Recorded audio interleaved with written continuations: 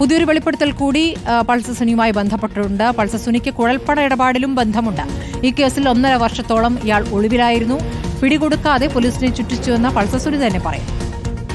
പിന്നെ ഞാനാണ് ഈ കേസിന് മുമ്പ് വേറൊരു കുഴൽപ്പണത്തിൻ്റെ ഒരു കേസിനകത്ത് ഞാനാണ് ഒരു 1.5 വർഷത്തോളം ഞാൻ ഒളിവിൽ നിന്നു.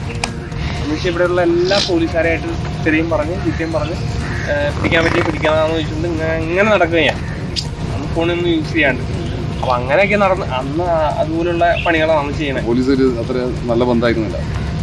പോലീസ് നല്ല ബന്ധമൊന്നുമല്ല. എൻ്റെ ഇതുകൊണ്ട് അവർ പിടിക്കാൻ നോക്കുമ്പോൾ ഞാൻ പിടി കൊടുക്കില്ല. അവരെൻ്റെ കൂട്ടുകാരന്മാരെ പിടിക്കുമ്പോൾ അത് എനിക്കപ്പോൾ ഉൾക്കൊള്ളാൻ പറ്റില്ല. അപ്പോൾ ഞാൻ പറയും എൻ്റെ കൂട്ടുകാരെ കൊണ്ടുപോയിട്ട് കാര്യമില്ല, ധൈര്യം ഇവിടെ വാ, ഞാൻ എറണാകുളത്ത് തന്നെ ഉണ്ട് എന്ന് പറഞ്ഞുകൊണ്ട് അവിടെ നിന്ന് ഫോൺ ചെയ്യും, ലൊക്കേഷനും കൊടുക്കും, ഇതും കൊടുക്കും. ഇത് പറയും പഠിക്കാൻ പറ്റിയത് പിടിച്ചോളാൻ പറഞ്ഞുകൊണ്ട് അവരെ സ്ഥിരം പറഞ്ഞുകൊണ്ട് കൊടുക്കൂല്ലേ. ദേഷ്യം വരും. അപ്പോൾ അവരുടെ സ്ഥാനത്ത് ഞാനായിരുന്നു ദേഷ്യം വരും. അവർ കിട്ടി കഴിഞ്ഞാൽ കൊല്ലം. അത് എനിക്കറിയാം. റോഷിപാൽ, ഇപ്പോൾ ഈ കുഴൽപ്പണ ഇടപാടും തനിക്കുണ്ടായിരുന്നു. ഇയാൾ ഒരു ക്രിമിനലാണ് എന്നുള്ള കാര്യം നമുക്ക് നേരത്തെ വ്യക്തമായിരുന്നതാണ്.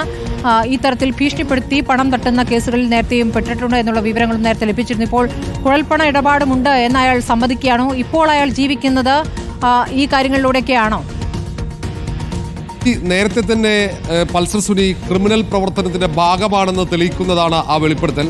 നേരത്തെ തന്നെ ഈ കുഴൽപ്പണ ഇടപാടുകൾ നടത്തുന്നു. അങ്ങനെയാണ് ഒരു പ്രധാന വരുമാനം. സിനിമയിൽ നിന്നുള്ള വരുമാനത്തിന് പുറമെ കൊട്ടേഷൻ പ്രവർത്തനങ്ങൾ നേരത്തെ ഉണ്ടായിരുന്നു. മുൻകാലങ്ങളിൽ തന്നെ അങ്ങനെ കുറ്റകൃത്യങ്ങൾ ചെയ്ത ചരിത്രം ഈ ക്രിമിനൽ ഉണ്ട് എന്ന് കൃത്യമായി തുറന്നു പറയുകയാണ്. മാത്രവുമല്ല, ഇപ്പോൾ ജാമ്യം ലഭിച്ച് പുറത്തിറങ്ങിയതിനു ശേഷവും പൾസർ സുനി പല കൊട്ടേഷൻ പ്രവർത്തനങ്ങളിലും ഏർപ്പെടുന്നു എന്നതിൻ്റെ സൂചന കൂടി പുറത്തു വരുന്നുണ്ട്. നേരത്തെ ഒരു ഹോട്ടലിലെ തർക്കവുമായി ബന്ധപ്പെട്ട് പോലീസ് അന്വേഷണവും കേസുമൊക്കെ ഉണ്ട്. അതിന് പുറമെ ചില കൊട്ടേഷൻ പ്രവർത്തനങ്ങൾ നടത്തുന്നതായുള്ള വെളിപ്പെടുത്തലും ഒരു ഘട്ടത്തിൽ ഈ ഒളിക്യാമറയിൽ കുടുങ്ങിയിട്ടുണ്ട്. അതും കൂടെ നമ്മൾ പിന്നീട് പുറത്തു വരും. ഏതായാലും ക്രിമിനൽ പ്രവർത്തനവും കൃത്യമായ ക്രിമിനൽ സംഘവും ഒപ്പമുണ്ട്. ആ ധൈര്യത്തിലാണ് ഇത്തരം കൊട്ടേഷൻ പ്രവർത്തനങ്ങളുമായി പൾസർ സുനി പോകുന്നത്. കൊച്ചി കേന്ദ്രീകരിച്ചുള്ള ക്രിമിനൽ സംഘങ്ങൾ പ്രധാനിയായി പൾസർ സുനി മാറിയിട്ടുണ്ട്. ഒരു ഘട്ടത്തിൽ സിനിമാ മേഖലയിലെ ഒരു അധോലോകത്തിൻ്റെ ഭാഗമായി തന്നെ പ്രവർത്തിച്ചു എന്നതിൻ്റെ തെളിവാണ്. കൂടുതൽ ചലച്ചിത്ര പ്രവർത്തകരെ, വനിതകളെ പീഡിപ്പിച്ചു, അത് അവിടെ തന്നെ ഒത്തുതീർത്തു എന്ന വെളിപ്പെടുത്തലിലൂടെ മനസ്സിലാക്കാൻ കഴിയുന്നത്. മാത്രവുമല്ല, ഈ നടിയെ ഇങ്ങനെ ക്രൂരമായി നഗരമധ്യത്തിൽ സഞ്ചരിക്കുന്ന വാഹനത്തിൽ പീഡിപ്പിക്കാനും ആ ദൃശ്യങ്ങൾ പകർത്താനും അങ്ങനെ ഒരു ധൈര്യം ലഭിച്ചത് കൊട്ടേഷൻ സംഘത്തിൽ അംഗമായ കുറേ പേരുടെ ശക്തിയും പിൻബലവും ഒക്കെയാണ്. ഏതായാലും അതുമായി ബന്ധപ്പെട്ട വിവരങ്ങൾ പുറത്തു വരണം.